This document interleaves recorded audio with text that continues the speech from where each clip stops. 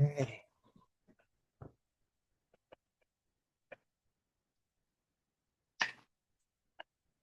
Hello, everybody. Good after evening. Um, got a chat here. Okay. All right. Hopefully, everybody can hear me all right. My name is JD Wyzolek, and let's minimize that. All right.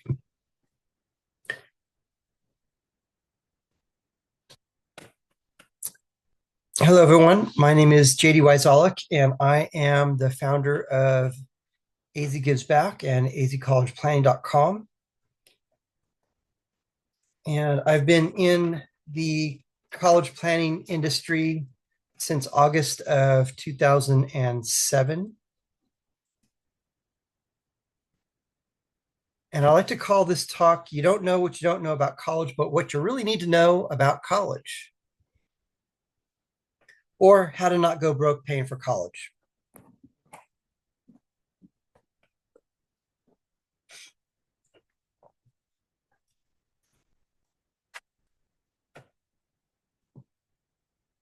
Okay.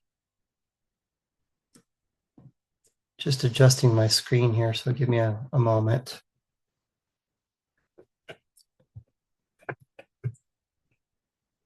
It all starts with the college ranking system. And you've probably heard that this college is ranked number one in this category in biology, or this college is ranked number 17 in engineering, et cetera, et cetera. There are a dozen or more different college ranking publications. U.S. News and World Report Best Colleges edition is probably the most prevalent of those ranking systems.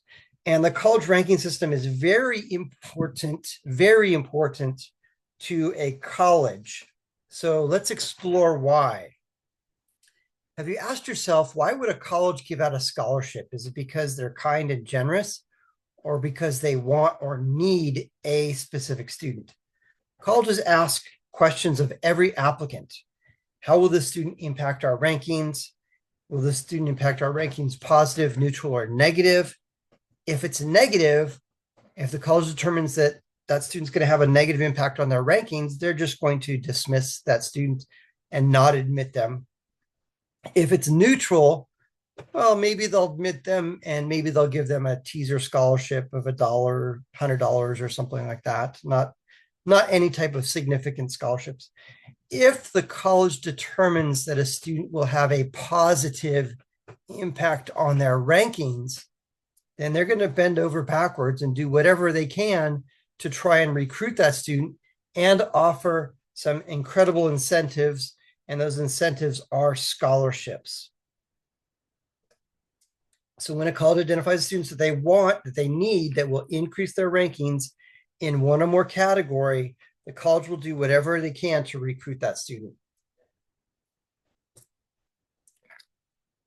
So let's look at an example.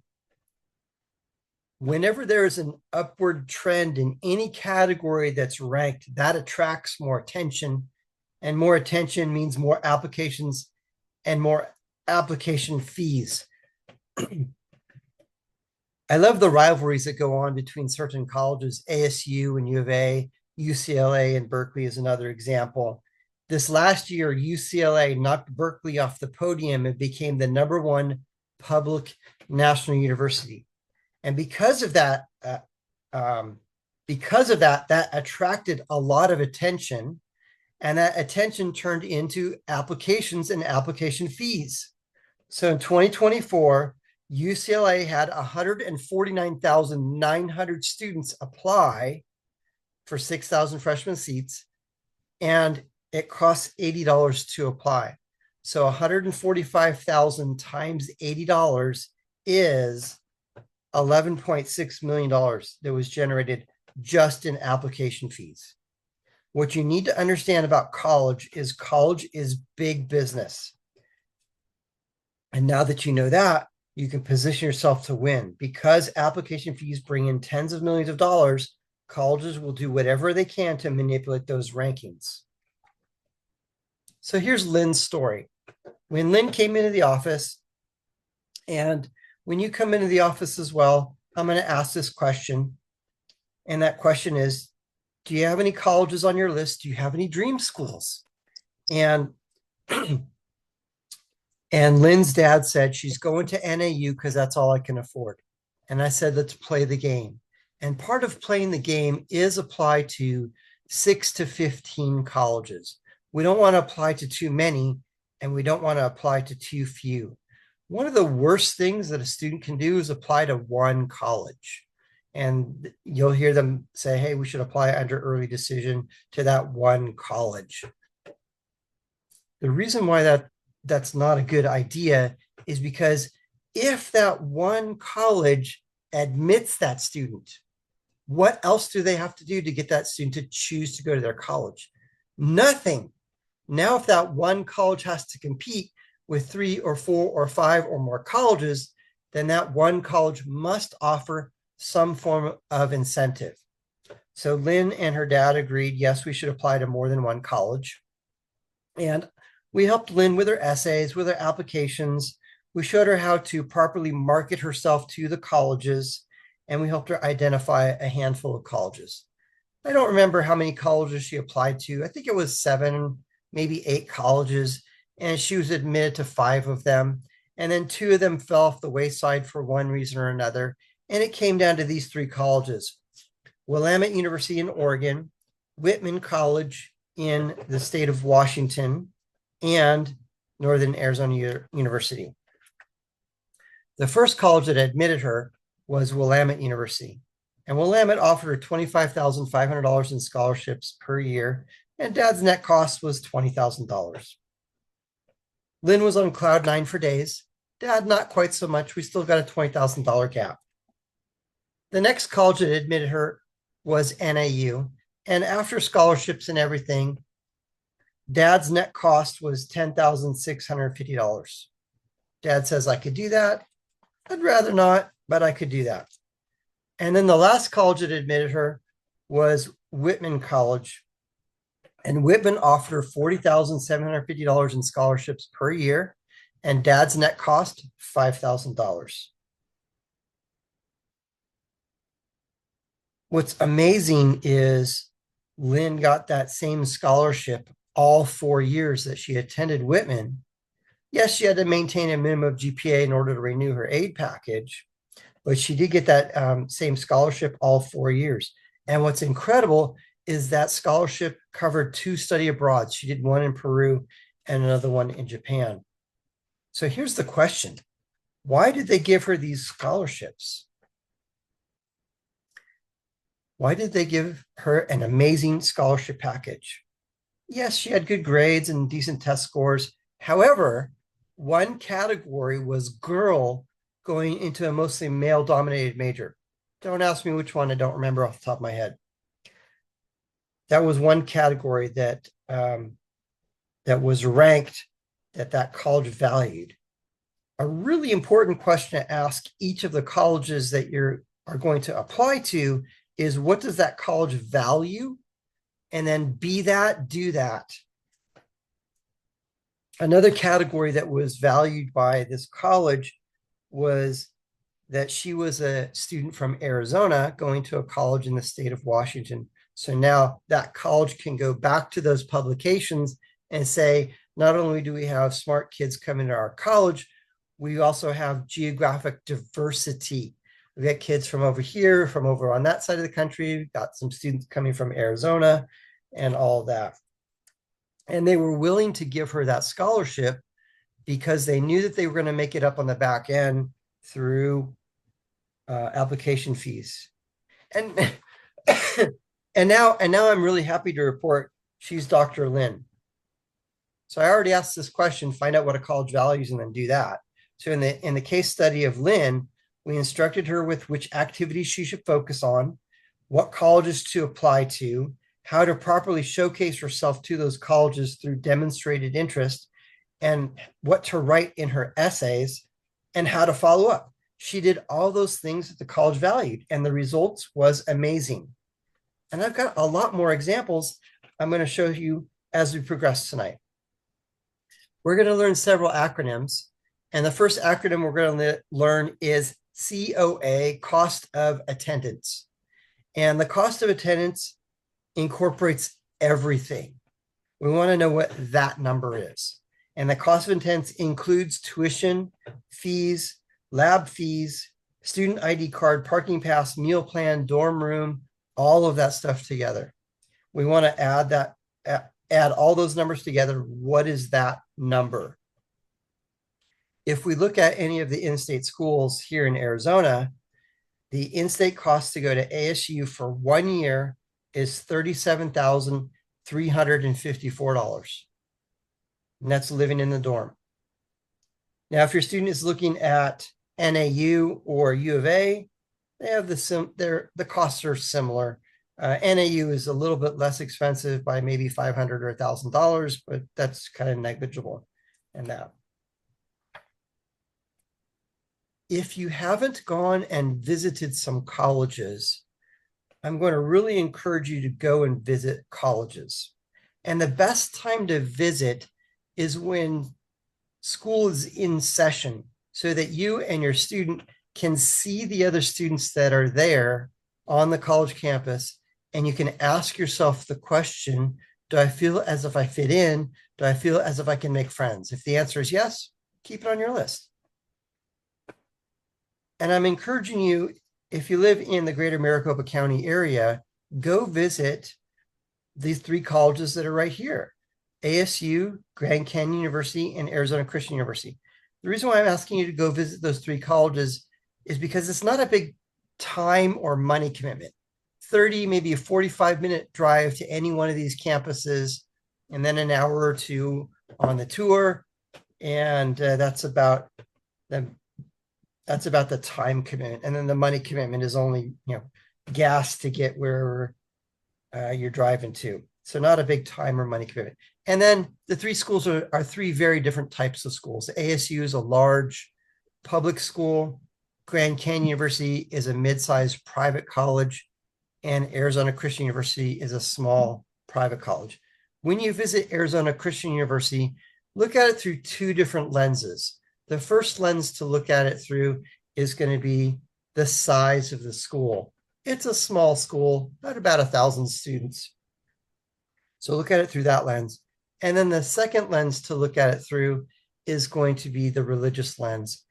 Because it is religiously affiliated, there are some religious requirements at that particular school.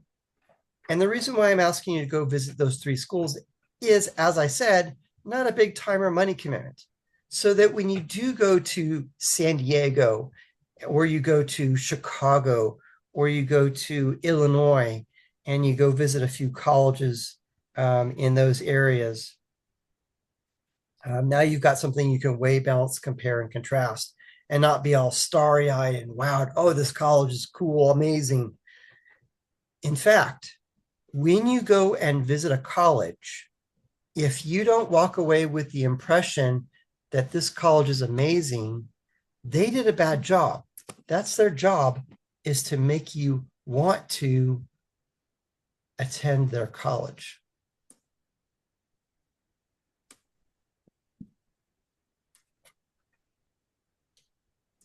One category that's ranked, and I think it's one of the most ridiculous categories that's ranked, other than peer assessment, the peer assessment ranking. Here's what peer assessment ranking means. It means I'm a college and you're a college. If I vote for you, will you vote for me? That's kind of what peer assessment means. And whichever college gives the other person the better gifts, they'll probably get a better score. So I think that's kind of ridiculous because they manipulate all that data. And another category, which I think is equally ridiculous, is most expensive college. And Harvey Mudd is one of the colleges in Los Angeles. Harvey Mudd is one of the colleges that claims the highest sticker price of $98,984 per year. So when you do the math on that, that's going to be $400,000 for a 4-year college degree. God forbid the student goes 5 or 6 years. That would be devastating. NYU is hovering at $96,988. UCLA, $80,739 for out of state. And that, if you really want to scare yourself, go to the college's website and in the search bar, type in cost of attendance. It'll bring you to that page. And sometimes they add all the numbers for you. Sometimes you have to pull out your calculator and add those numbers because they don't want to scare you by giving you that large number. But do this, go to that website, add those numbers together, whatever that is for that cost of attendance, that's for 1 year. Then do this, multiply that times 4 years, and then multiply it again times the number of kids you've got, 2 kids, 3 kids, etc. That's enough to give anybody a coronary right there. And have you asked yourself, how in the world are we going to be able to afford it? And I've talked to thousands of families, literally thousands of families. And these are some of the ideas that they've told me as ways to pay for college. And these might be some things that you might be thinking about as well. And always the first one that comes up is private scholarship. My kid's going to get a private scholarship. Let's put a definition on what private scholarship means. That is a scholarship that your student applies for and then they win. So if your student receives a letter or an email and it says, congratulations, you've won this scholarship, and they did not apply for it, it's a scam, especially if that letter says, mail us $100 and we'll tell you which one you've won. That is absolutely a scam. So the first thing is your student has to apply for it to win it.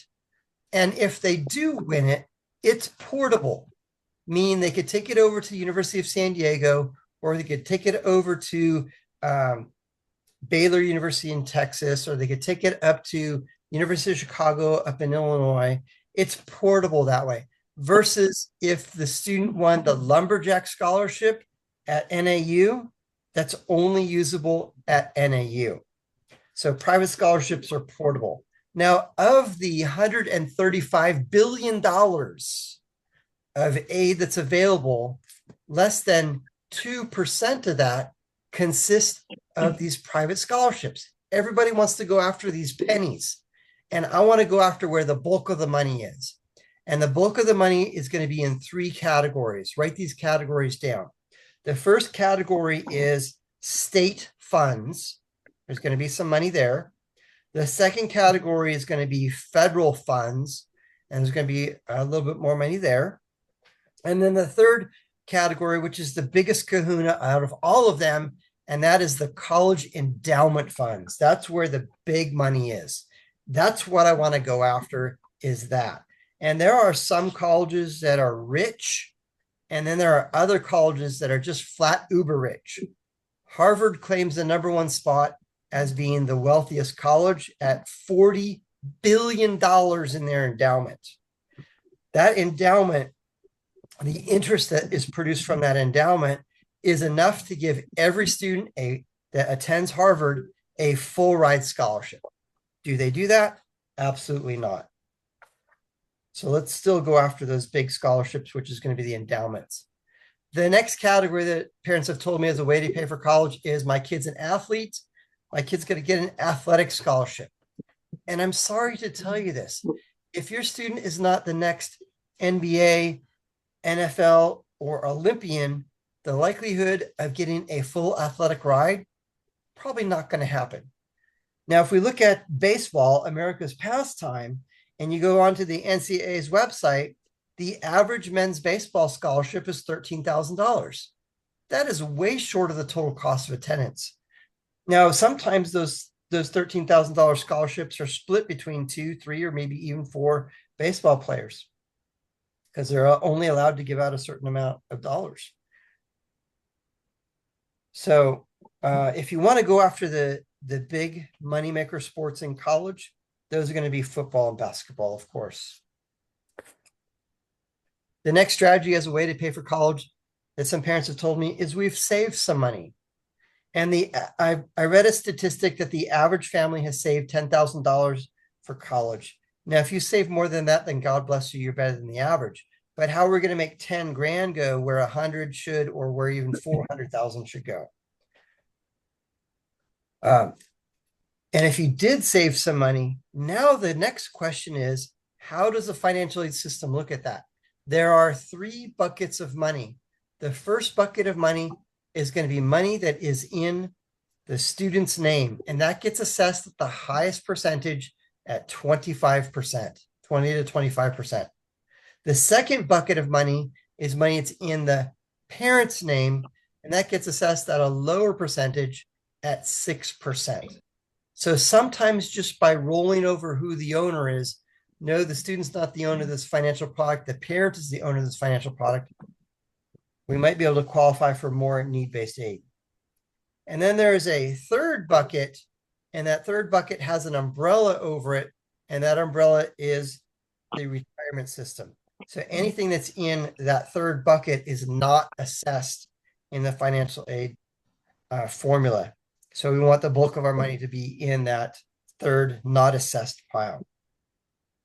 But JD, we have a 529. What about that? Well, when President Bush was leaving office, he signed a bill, and that was changing who the owner was for the 529 from the student to the parent.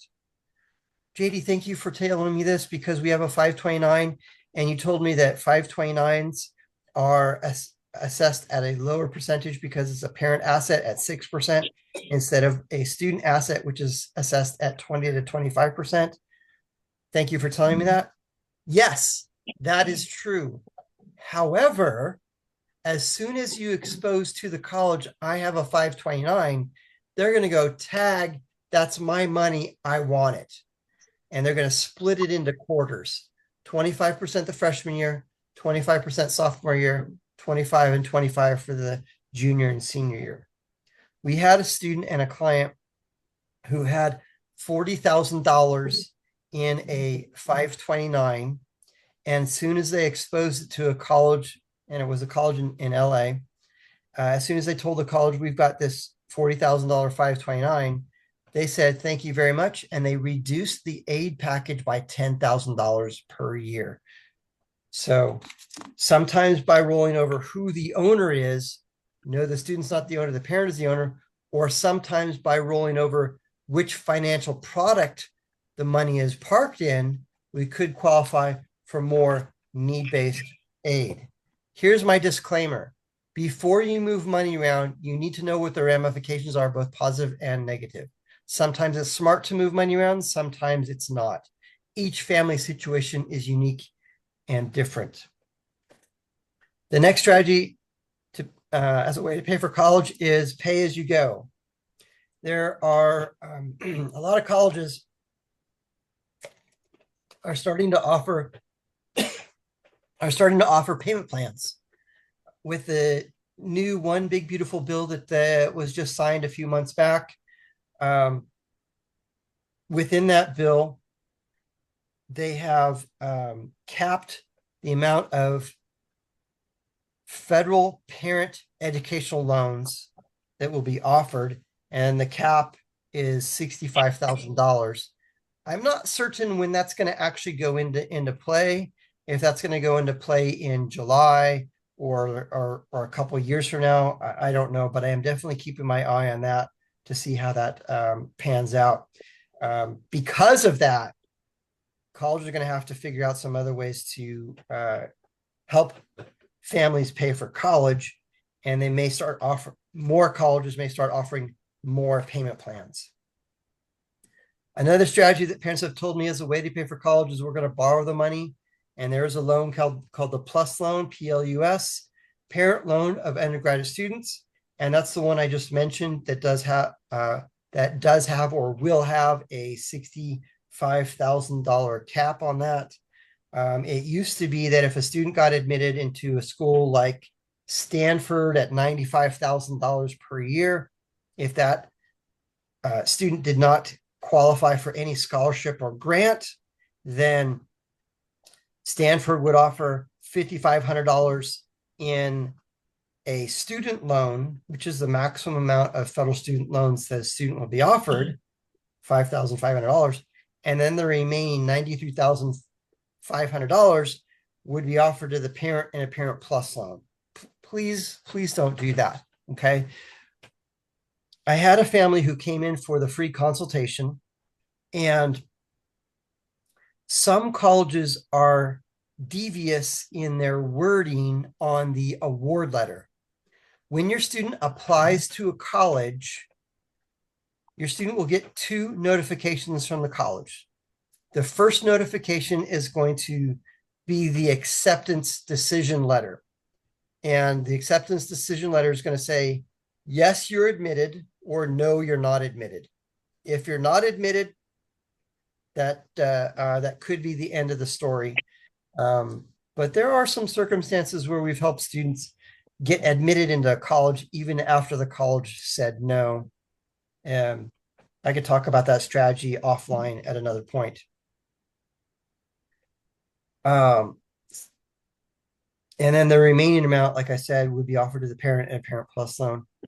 The two letters, the first letter is the acceptance letter, and then the next letter that's sent out is the award letter. And the award letter reads like an invoice. It's going to state all the scholarships and grants and loans and work study and anything else that college is offering. And this family came in for a free consultation, and they wanted to know what the heck they were about to sign for. As I mentioned, some colleges are devious in their wording on the award letter, and it said PLUS $25,000, and they were so excited. We got a $25,000 scholarship, hooray! And I said, I'm sorry, no, that is not a scholarship. That is a loan. And I'm really happy to report they didn't go that route. In fact, their daughter Courtney went to a private college, got an incredible scholarship there. Courtney did not take out any student loan debt, and the parents did not take out any educational debt either. And that's exactly where we want our students to start their life, is with as little student loan debt or zero student loan debt. Colleges are very happy to hand out loans, and I say, no, thank you. The sixth way to pay for college that some parents have talked about, and you might be thinking about this one as well, is use the equity in your home. I won't go into the details on that, but you know how that works. And then the seventh option is liquidate retirement accounts. Please don't do that, because retirement accounts are for retirement. So these are some ideas that families have considered as ways to pay for college. Now, please don't throw out a college based only on the sticker price. I've had a lot of families come in and talk to me and go, oh, don't encourage my student to apply to that college because it costs $80, $90, $100,000 per year. And we just don't have the money to pay for that. Please don't look at the sticker price of the college. Not yet, not until after we get the award letter. Why?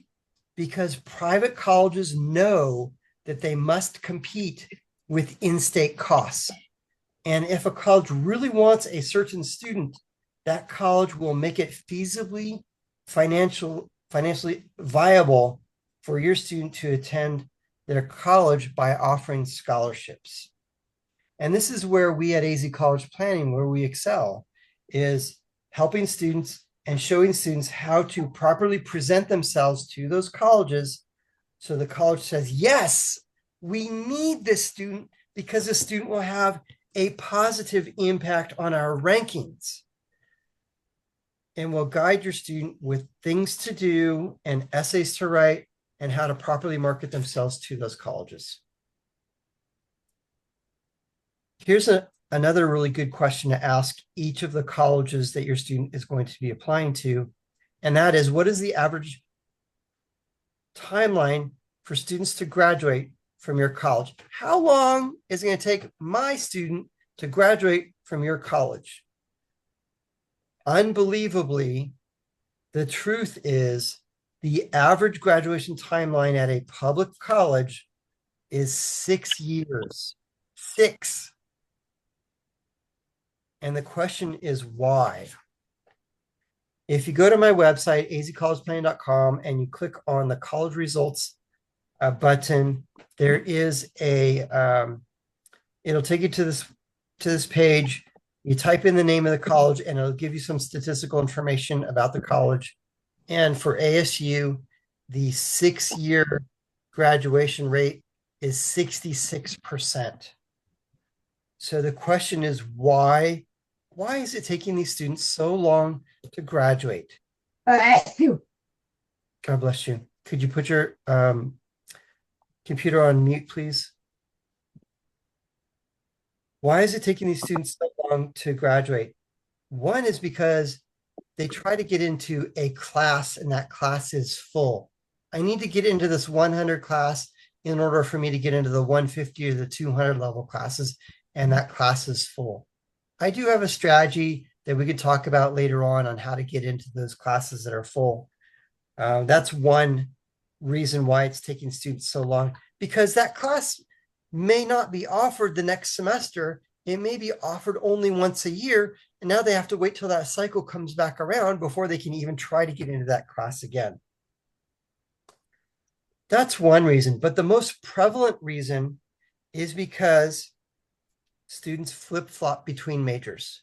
This week, I'm a biology major. Next week, oh, philosophy major. That sounds really cool. I think I'll do that. No, I'm back here. I'm undeclared. Every time a student changes majors, that pushes the graduation window out further and further.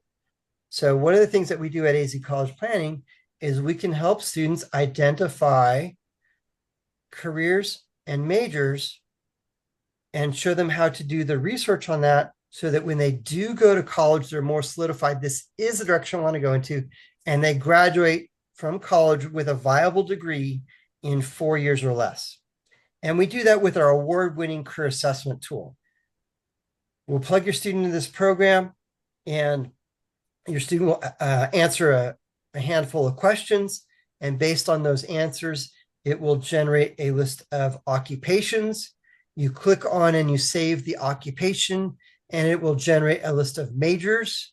And then you click on and you save the major, and it will generate a list of colleges. Super awesome. I love this program. And then we will oversee that list of colleges and we'll make our recommendations. These are the colleges that we think you should take a look at because you have a higher probability of admission and a higher probability of scholarships. And we'll show you how to properly market yourself so that you get the maximum amount of scholarships. So that when those colleges look at you, they're like, yes, this student will have a positive impact on our rankings. And then they will offer the incentive of scholarships. Here's my story. That's me. That's my high school senior picture. When I met with my guidance counselor, I still remember it today. I walked into her little tiny office. There was a window in the very back of the office, and it was up a little bit higher. And it was a very long office, rectangular shaped, and just barely enough room to have a desk in there. And I walk in and she says to me, "Hi, JD." And of course I said, "Hi, Miss Nuss, how are you?" And she says, "Sit down." I sat down and she says, "JD, you're a good artist. You should be an art major." Okay, next. And that's how much time I spent with my guidance counselor. No offense to any guidance counselors who are overworked and overbooked. I went home and I thought about it for all of about 37 seconds. I thought, artists don't make any money. I've got to do something else. I don't want to be a starving artist. And something popped in my head, graphic design. I could do that. I could work for an advertising agency, make some great ads and do some great designs and do some great artwork and stuff like that. I'll do that. Also, around that same time, I was on the phone with a friend of mine who was a freshman at Biola University in Los Angeles. And he says, "JD, you got to come to school. It's so awesome. We have the most amazing beach bonfire parties." And they were fun. And the girls here are super cute. I'm like, yeah, I'm liking this already. And then he says, and then I asked him the question, "Do they have a graphics department?" And he says, "Yeah." And I said, "Dude, I'm in." And that's how much thought went in me picking my career major in college and all that stuff. what ended up happening is I got an internship, and I highly encourage your student to look for an internship as well. The unfortunate thing is I got that internship in my junior year of college and figured out I don't want to do this the rest of my life. So I encourage your student to look for an internship now while they're still in high school, and definitely as a freshman in college. So I had to go home and reset and all that stuff. So AZ College Planning, yes, we can help students identify careers, majors, and colleges, show them how to research those occupations so that when they do go to college, they're solidified, this is the direction I want to go into. Here's a really fun story. I had a student come in and she says to me, JD, I want to be a stage designer. I'm like, awesome. More power to you. I'm all for following your dream, whatever that dream might be. So I instructed her, here's how you research that occupation. It's the same. It doesn't matter which occupation it is. We came up with an 11-step process on how to research any occupation. I said, here's the steps. Go and do that. And about a month or two later, she called me up and said, JD, I would like to schedule a meeting to talk about occupations and careers. Okay. So she came in the office and we were talking, and she's, I don't want to be a stage designer anymore. I'm like, oh, why not? Because they make $18,000 a year and they work part-time, and I don't want to live in my mom's house forever. What was super awesome was through this career assessment tool, we identified some other occupations that paid her a nice living wage that she can go get her own house, and it was still in that theater movie industry. Let's talk about the two main financial aid forms, and we'll move forward with this with financial aid. The first one is the FAFSA, and you may have heard about this one, FAFSA.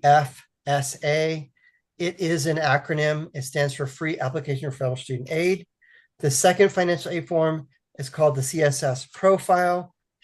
Don't ask me what CSS stands for, College Scholarship Searchers, whatever. It doesn't matter. The CSS is administered by College Board, collegeboard.org. College Board is the same entity that created the SAT test, AP test, PSAT, and a few other things. There are some similarities and differences between the FAFSA and the CSS. With the FAFSA, colleges cannot add or subtract questions. It's a static form. The CSS profile asks all the same questions that are on the FAFSA form and additional questions. And then in the supplemental questions section, colleges can ask anything they want. And MIT is one of the colleges that requires both the FAFSA and the CSS profile. And in MIT's CSS profile supplemental questions section, MIT asks the question, what is your student's cell phone number? JD, why are they asking me that? I have a conspiracy theory for that. If your student is applying to a college and that college is on the financial aid form is asking for your student's cell phone number, please instruct your student to say, I don't know, or 0. Another difference between the CSS and the FAFSA, as I already mentioned, the FAFSA is a free application. There's no fee to submit it. For the CSS profile, it's $25 for the first college and $16 for each additional school. So if your student applies to 3 colleges that require the CSS profile, it's going to be $57. Not a lot of money, but it's something. Okay. And I've had some families ask me or tell me, we make too much money to qualify for any need. Why should we fill out those forms? And the answer is because it's part of the game. And that's my job, is to instruct you on the rules of the game. If you understand the rules of the game, then you can position yourself to win. And one of those things is submit the FAFSA and the CSS profile, even if you have a high income, because it is another way to demonstrate interest. I'm not going to tell you the name of the college. I'll just give you their initials, USC. So USC requires both the FAFSA and the CSS profile. And the reason why USC is asking for the CSS profile and is notorious for rejecting students who do not supply USC with everything that they're asking for. And one of the things they are asking for is the CSS profile. One of the reasons why USC is asking for the CSS profile is they want to know, if we admit your student, can mom and dad pay? I want to tell you another little story about John and John and his dad. John and his dad came in. They hired us to help with their applications, help with identifying colleges, help with choosing which types of activities, clubs, hobbies, and interests to be involved with. And the earlier you start on those activities, the better it's going to be. So John started in the program early on in his freshman or sophomore year in high school. We worked with him over the course of the next several years. And we helped him identify some colleges. And John's dad said to me, why should we fill out those stupid forms? We make too much money to qualify for any need-based financial aid. And I explained to him, this is part of the game. It's another way to demonstrate interest. We will assist you. We will help you with submitting these financial aid forms. And I just want to give you a little bit of background on John's dad. His adjusted gross income, his AGI, was $1.5 million. He had $5 million in his checking account. I'm like, dude, move it somewhere else where you're going to get more than 0.5% interest on it. He had another $10 million in a brokerage account. He owned 3 different multi-million-dollar homes, 2 vacation homes and his primary home. Just a very wealthy family. And based on that information, they are not going to get any need-based aid at any college. And I said, let's play the game. We helped him with the financial aid forms, and we got those things submitted. And I don't remember which college it was. It was one of the 2 George schools in Washington, D.C. It was either Georgetown University or George Washington University. I don't remember which one off the top of my head. But it was predominantly a need-based aid only school. And what need-based aid only school means is if the college admits a student, and if the college, based on the college's formula, decides that that family does not qualify for any need, you're going to pay full price to go to that college. So John did apply to that college. He was admitted, and he got a half scholarship. He got $30,000 per year. Why?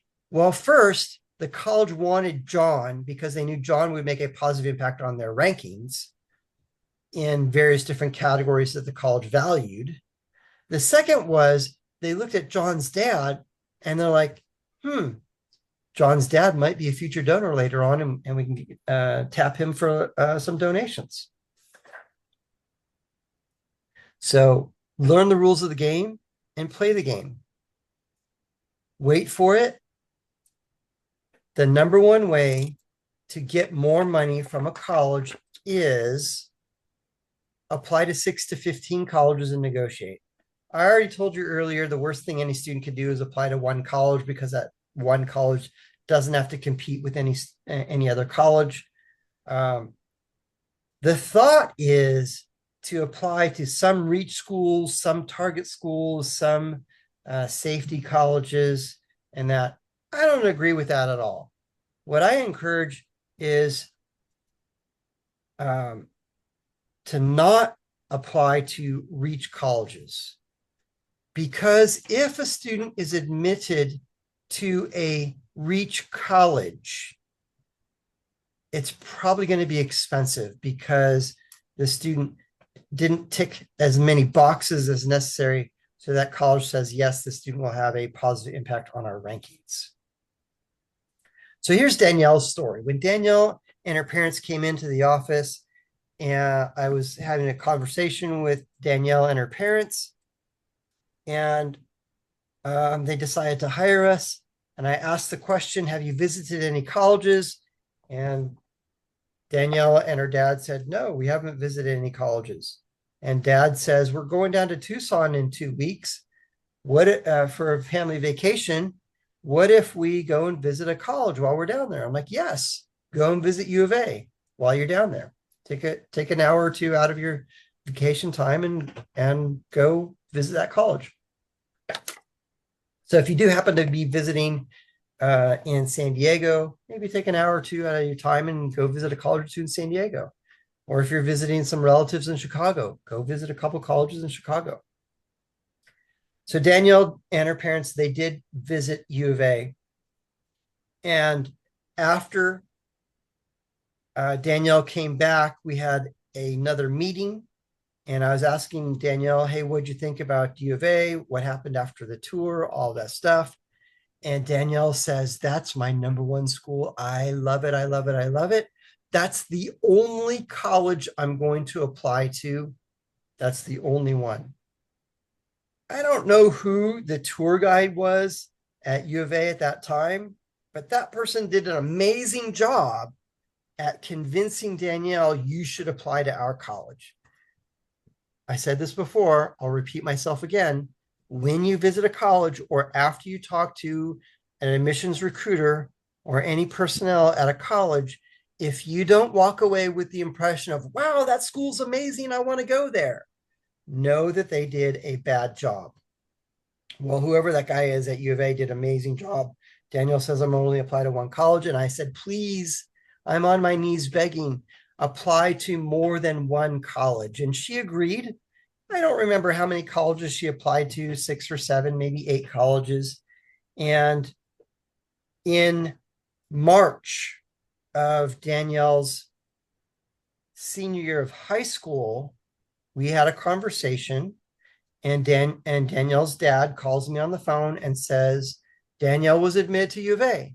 We knew that she was going to be admitted based on doing some research with what her grades were. And she had some good grades and she had some good test scores and stuff. And I knew that she was going to be admitted to that college. And dad says she was admitted to U of A and they gave her $0 in scholarships, 0 aid. I don't want to pay $35,000, $36,000, $37,000 for her to go to college. I don't want to pay that per year. And I said, what other college was she admitted to? Oh, she was admitted to this one and she got some scholarship money here and she got some scholarship money at NAU. And I'm like, oh, great. Take the NAU award letter and go down to U of A and say, they gave me this, what can you do? Not only did they match it, they beat it. And they also gave Danielle an iPad. Danielle was really excited about the iPad. Dad was more excited about the scholarships and stuff. If you ask a college if they negotiate or compare award letters from other colleges, they will tell you, no, we don't do that.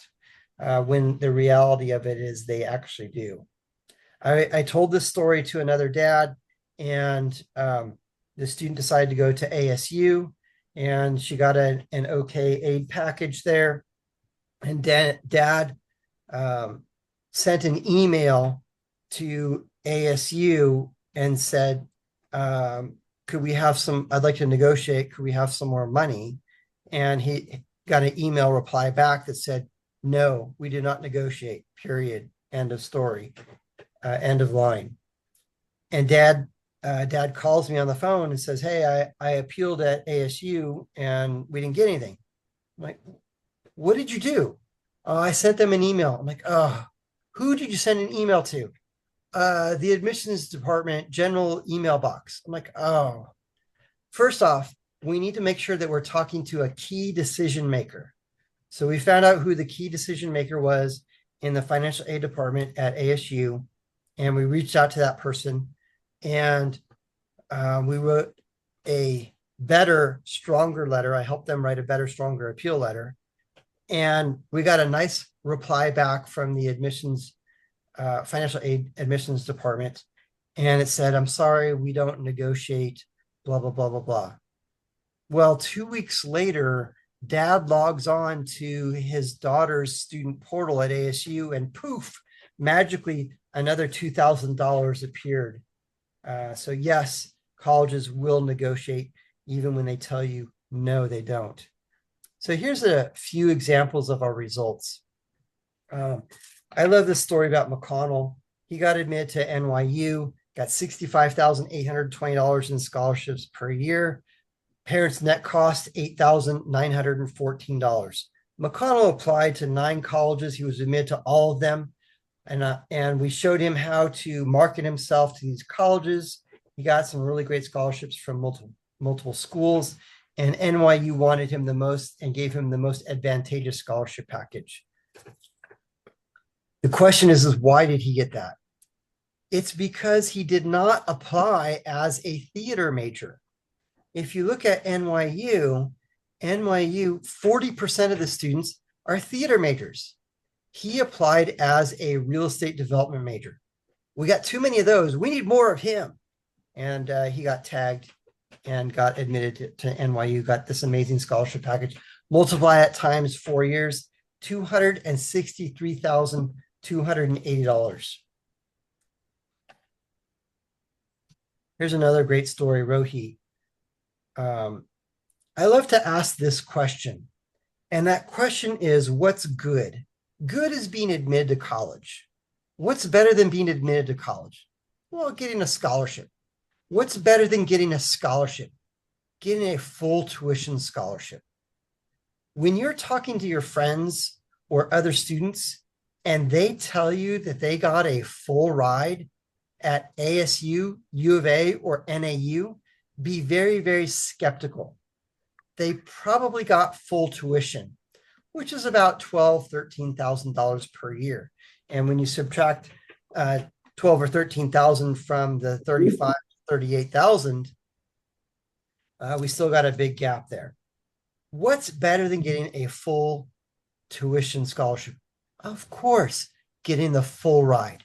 And what a full ride scholarship includes, it includes everything: tuition, fees, room and board, meal plan, books, everything.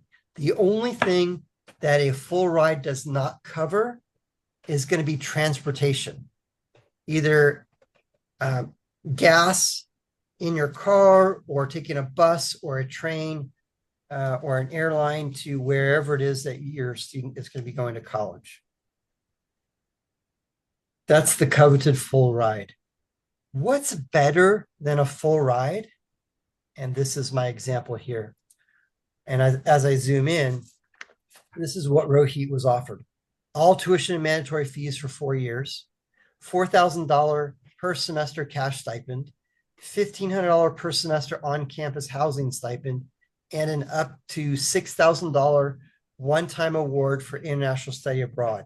When you add all that together, it was greater than the cost of attendance, and he was netting $3,000 per year or $1,500 per semester. What's better than getting a full ride? Getting paid to go to college. And yes, that does happen. If that is something that your student is aspiring to aim for, let's have a conversation. Nicole was admitted to WashU. She was offered $45,465 in scholarships per year. Parents' net cost $11,000. She got that because we did some things strategically to show that that family had higher need. And yes, Nicole did her job with getting good grades and getting good test scores. When you multiply that times 4 years, that was $181,860 in scholarships over the course of 4 years. So Nicole's another example of one of the students who did the work, was coachable, followed through, and got these amazing results. Bruce got admitted to University of Notre Dame, $51,000 in scholarship per year. Parents' net cost $13,000. It was less expensive for Bruce to go to Notre Dame than it would have been for him to go to ASU. And his dad said to me, he thought that my tagline, "It could be cheaper to go to out-state college than attend an in-state college," was just a sales pitch until we did it for his son. And when you multiply that times 4 years, $204,064 is what Bruce was offered over the course of 4 years to go to Notre Dame. That's not the most incredible part. We did it again for his sister. Adele went to TCU, and she was one of the students who did the work, was coachable, followed through, and got these amazing results. $216,820 in scholarships over 4 years. But JD, are all of these students super brainiacs who have perfect 4.0s and perfect SAT 1600s or perfect ACT scores of 36? Are these all just amazing academic students? No. Here's another example. I won't tell you her name, but her initial is L. And she went to Spring Hill College in Alabama. And it was less expensive for her to go to this private out-of-state college than it would have been for her to go to ASU or any of the other in-state colleges. And here's her demographic, is she had a 2.3 GPA. So again, you don't have to have perfect grades or perfect test scores to get these amazing scholarships. The long story short, it was less expensive for her to go to this college than for her to go in-state. When we showed her how to properly market herself to this college, she ticked off several boxes that this college valued. We want that. We like these things in certain students. And when they identified that in her, that's what gave her that amazing scholarship package. So again, you don't have to have perfect grades or perfect test scores. You just need to target the right colleges. And this is where we excel at azcollegeplanning.com. We can help with that. We can also help with military academies. I love to tell Tanner's story. He says, JD, I'm going to go to the Air Force Academy and I want to fly jets for the Air Force. That's my dream. And I said, yes, follow your dream. More power to you. And he says, I'm going to only apply to the Air Force Academy. I said, please apply to all the military academies and every ROTC program and have a backup plan. He agreed to all that and did all that. A little while later, we had a conversation and he scheduled a meeting with us. And he says, JD, I've been doing some research on the Air Force's website, and the minimum ACT score is 24. I got a 25. What do you think? I said, they're going to take your application and throw it in the trash because you're just barely above the minimum. So we plugged him into our program, and our program is called Beat the Test. And the Beat the Test program, we show students how to beat the test. Because the SAT, ACT, APs are all standardized tests. Because they're a standardized test, they have to follow patterns.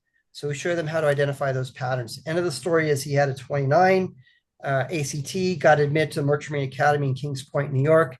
And when they were handing out assignments, they said, where do you want to go? He says, Air Force, and was flying jets for the Air Force. I love to tell the story about Jonathan. He got admitted to George Fox University up in the Portland, Oregon area. I can't remember how many colleges he applied to. I think he applied to like 10 or 11. And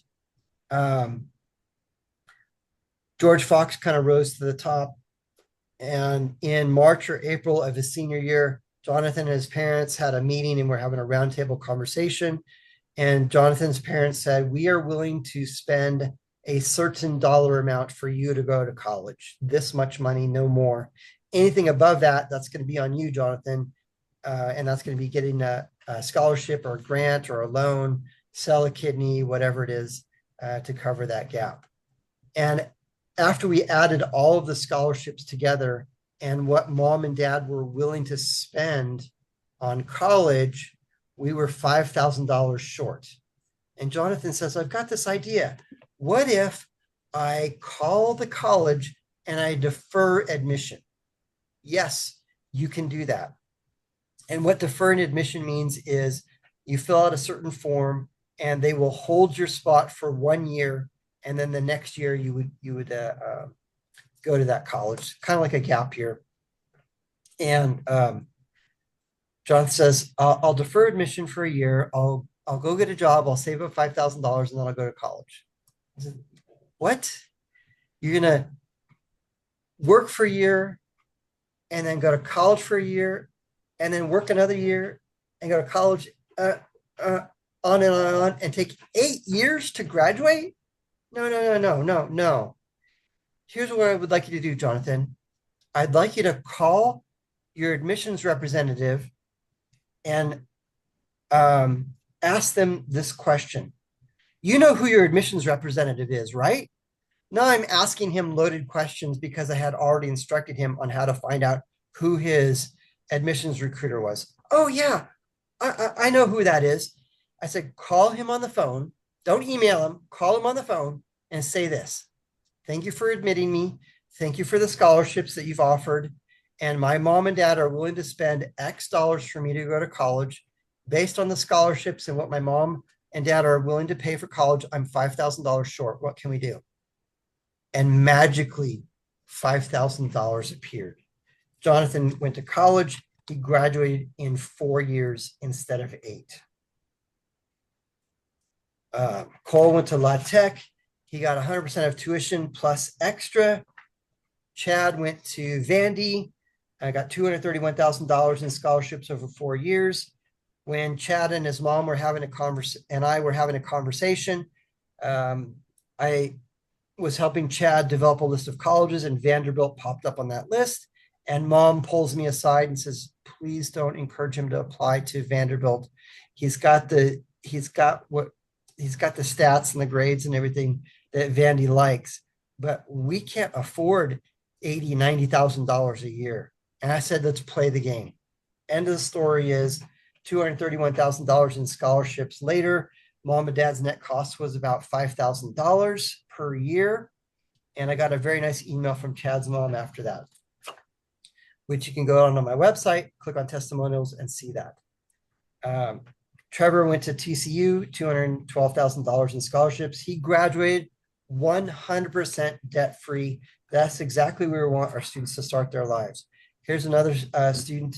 He went to NIU. He graduated 100% debt-free as well. Parents didn't take out any educational loans either. Again, this is where we want our students to be when they graduate, with zero debt or as low as possible. Jared got admitted to IIT, Illinois Institute of Technology, $39,900 in scholarships, $159,600 over the course of 4 years. And I have literally hundreds more of examples of these things. Loyola Chicago, we appealed and we got $2,000 more per year. So it went from $28,000 to $30,000 per year in scholarships.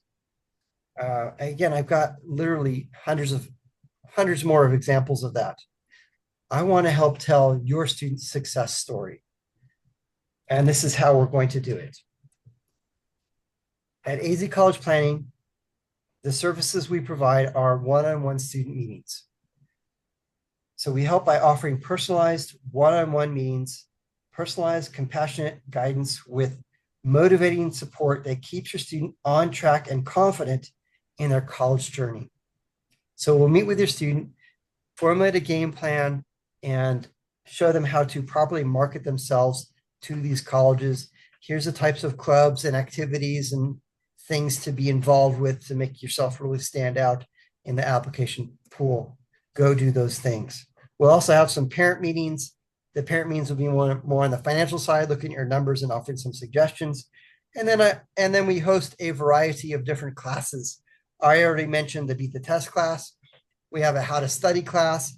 We have an influencer marketing class, a resume class, application essay class, and a couple of different parent classes. The influencer and marketing class is held twice a year, once in the fall, typically in September, and once in the spring, typically in March. The reason why we host that class during that time is it's several weeks or maybe a week to 2 weeks before the college fair. And there are two big fairs that happen in Maricopa County. If you live outside of Maricopa County, just do a Google search of college fair and then the name of the city that you live in. It'll give you a list of fairs in your area. So there's two fairs in Maricopa County, one in the spring, which is usually at the end of March, early April. And we're going to have the influencer class right before that, so that when your student goes to that event, goes to that college fair, or when a college admissions representative goes to your student's high school campus, in the influencer class, I'm going to instruct your student, these are the questions you need to ask. This is how you develop rapport with the recruiter. This is how you follow up with the recruiter. That is an important step, because it will be the admissions recruiter or the admissions recruiter and a panel of people that make the decision, do we admit you and do we give you some scholarships? And the human psychology is, if they know you and they like you, the probability of admission and scholarships goes up. If you would like to come in for a complimentary, no obligation college consultation, please either click on the link or send me an email, jd@azcollegeplanning.com. And when you send me that email, just state on there, I'd like to schedule a free college consultation. Please include your phone number, and I will give you a call, and we'll synchronize our calendars. And the meeting should be both with a parent and students. And also, please include the year of graduation on that email. I just appreciate that. Okay. So if you would like a complimentary college consultation, please click on the link or send me an email, jd@azcollegeplanning.com. Here's another example. I got this text from Noah, and I'll just read it to you. I got into Georgia Tech. Thank you for the 10-week plan you gave me. It helped get into my dream school, which means a ton. I will be attending Georgia Tech in the fall, and I got $32,000 in scholarships per year. It was the best aid offer I got outside of ASU. Was it worth it for this family to hire us? Absolutely, yes. Absolutely. So you only get one shot at getting college right. Don't leave it to chance. And we are the nation's leading experts in admission and financial aid and guiding families with proven results since 2007. If you would like a free complimentary college consultation, you can email me at jd@azcollegeplanning.com. jd@azcollegeplanning.com. If you have a question and I didn't answer your question in tonight's presentation, again, I apologize. I went a little bit over. If you do have a question, feel free to send me an email, jd@azcollegeplanning.com, and I will be happy to respond to your email. Thank you very much. Have a wonderful evening, and we'll see you at the free consultation. Good night.